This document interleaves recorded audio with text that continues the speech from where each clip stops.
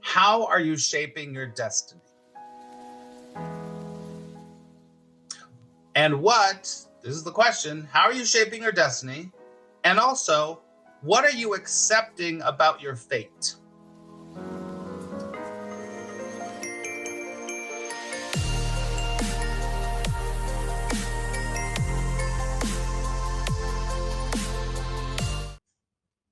I still have a little bit of cough, so just left of me. But we'll keep going.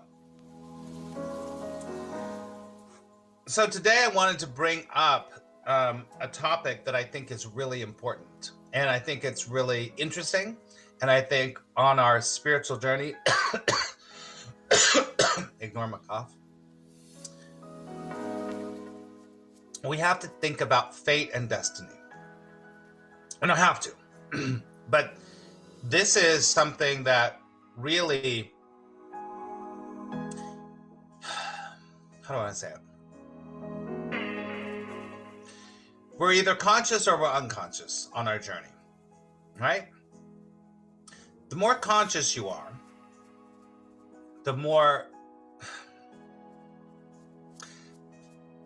power you have available to you. The more unconscious you are, the less power you have available to you. Do you understand? Conscious power. You got that, everybody? Okay, 2 lines, cough, drink. The more conscious you are, the more power is available to you. The less conscious you are, the less power is available to you. Or not available to you. You're aware of. Okay? So, I was going through I read a lot. And this weekend, I kind of pulled out a book that I years and years ago read, and I really love that book. And it talks about your fate and your destiny. And it's called, I'll bring it up because I'm going to bring I pulled a quote from this, which I'm going to talk about. And it's by Robert Ohotto, and it's called Transforming Fate into Destiny. Transforming Fate into Destiny, right? So, I didn't reread it. I was just like, oh yeah. People come to me and they ask me, how much control do you really have of your time here? Or is it all fate? Are you fated? Am I fated? You and I fated to be here in this moment? I don't know. Or was it our destiny, right? Hello, Anne on YouTube. So, let's talk about this really quickly. From Robert Ohotto's point of view, one of the reasons I really like the book is that he was able to articulate what I felt all the time, because people are asking about choice, and we'll talk about choice in a second. But what he says, which I always use, is your fate is what you come here with, right? So my fate was, now this is interesting. I was a male that was born in 1964. Civil rights. In 1964, in Burbank, California, and I was born Mark Vila. And my fate was that I had this mother, and I had this father, and I had this sister, and I landed on this part of the world, and my DNA that's my fate. My fate is I had curly hair. My fate is I'm 5'5". No, 5'6". I'm 5'6", actually. Sometimes 5'7". That's my fate. I have hazel eyes. Your fate is the facts, ma'am. Just the facts. Do you get it? Right? The script is written. It confuses me. Part of ACM is written. Right. That's exactly right. So, if you don't know, I am a teacher and a student of A Course in Miracles, and I refer to it all the time. And A Course in Miracles, when you see ACIM, it means A Course in Miracles. And Christine is a big student of A Course in Miracles. What the Course in Miracles would say is that everyone comes here with a highly individualized curriculum. Okay? highly individualized curriculum. Let me just say that, and then I'm going to get back. So do you all say yes if you understand what your fate is from this model that I'm putting out to you? From this model, do you understand that your fate is your hair color, your body, your tendencies, your name, your place? Does that make sense? Hello, Tiffany. Good to see you. Say yes if that's true. Okay, so you get it. So that's your fate. Now, what is your destiny? Today, our topic is, what is your destiny? So your destiny is what you choose to do with your fate. I'll give you a perfect example. I mean, this is it. I told you I was born in 1964 in Burbank, California, across the street from Disney Studios. Just saying. And I was born Mark Vila. And that's what I was fated to. But I changed my fate. My destiny was Max Ryan. Do you understand? It's a longer story than you need to talk about now.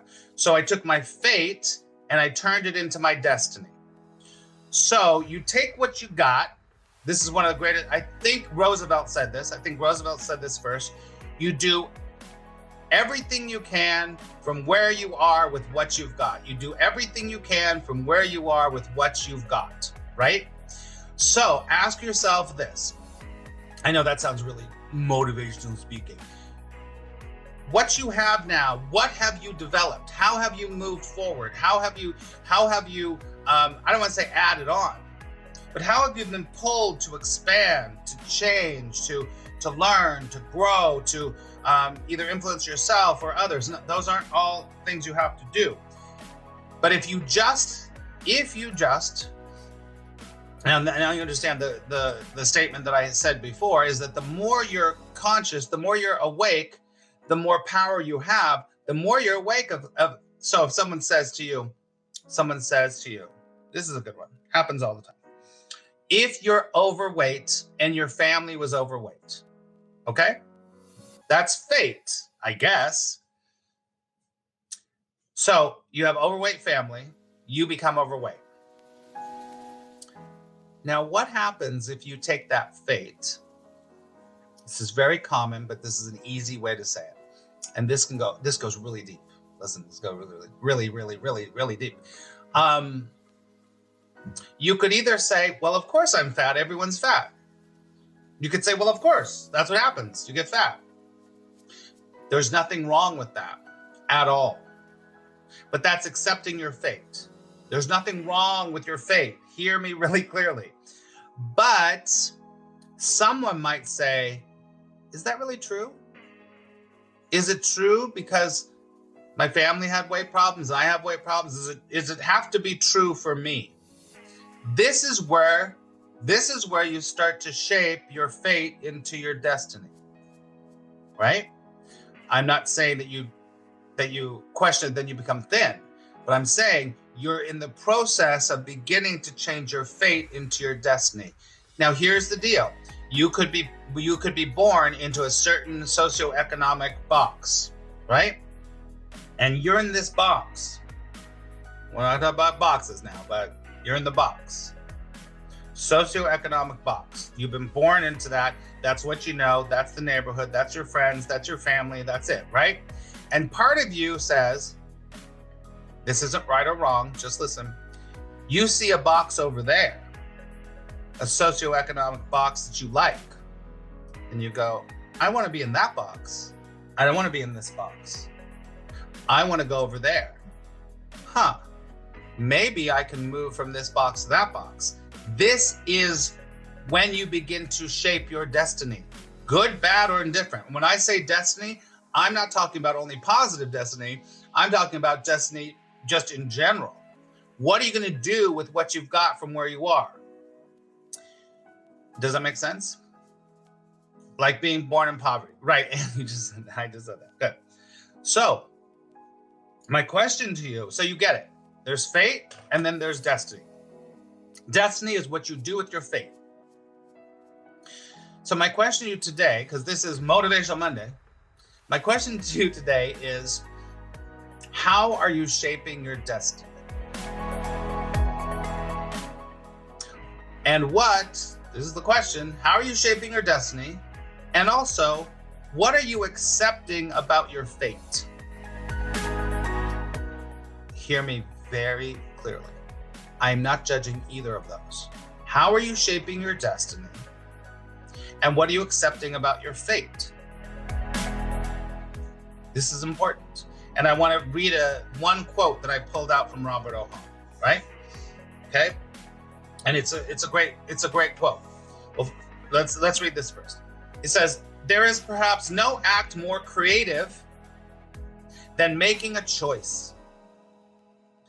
It distributes your life force through consequences, making it your fundamental creative tool."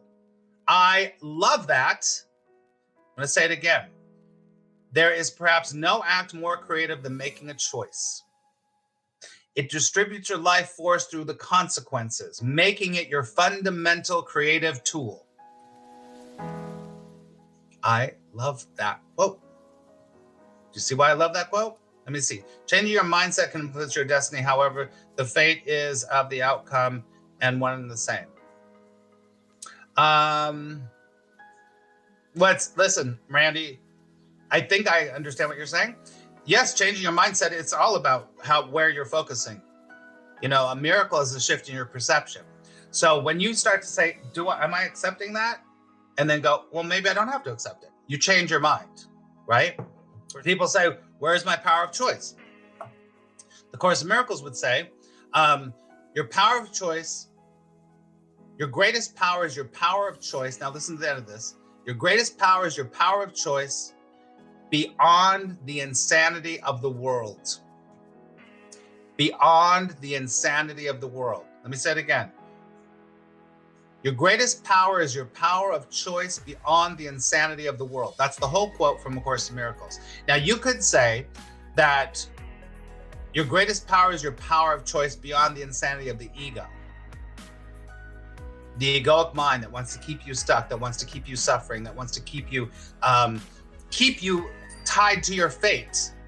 The ego wants to keep you tied to a fate, or actually even less, actually. It's really important because you have a choice. The biggest thing is you have a choice. I want you to question where you're just making an assumption that this is the way it is. This is the beginning of spiritual awakening. This is the beginning of spiritual enlightenment. This is the beginning of being an intellectual, purposeful being in the world, right? Always question, for sure. And then what happens is, when you live from that place where you are the creator of your life, co-creator, I have to say, co-creator, because I'll say this, and then we're going to kind of wrap up, because I could talk about this all day. In the fate part over here, there's tons of opportunity. The opportunity doesn't have to be in what you're going to make or what's over there. The opportunity is right here. That makes sense? So I just think I really agree with his statement, is that there is perhaps no act more creative than making a choice. It's true. Because as soon as you go, yes, let's go over here, or no, I'm not doing that, this is creative. I'm not going to keep believing that thing just because it's been told to me. I'm going to be open to believing something else. All right, everybody. I love you so much. Remember, today could be the best day of your life. If you would like to sponsor me here, you can sponsor me. I'd appreciate that. Or you can become a patron of mine on patreon.com/MaxRyanCoach. I would really appreciate that too, because this is my work and this what pays for all of this stuff. So I appreciate that. All right, everybody. I love you. Have an incredible rest of your day. And remember, today could be the best day of your life. And that's the truth. I'll talk to you later. Bye, everybody.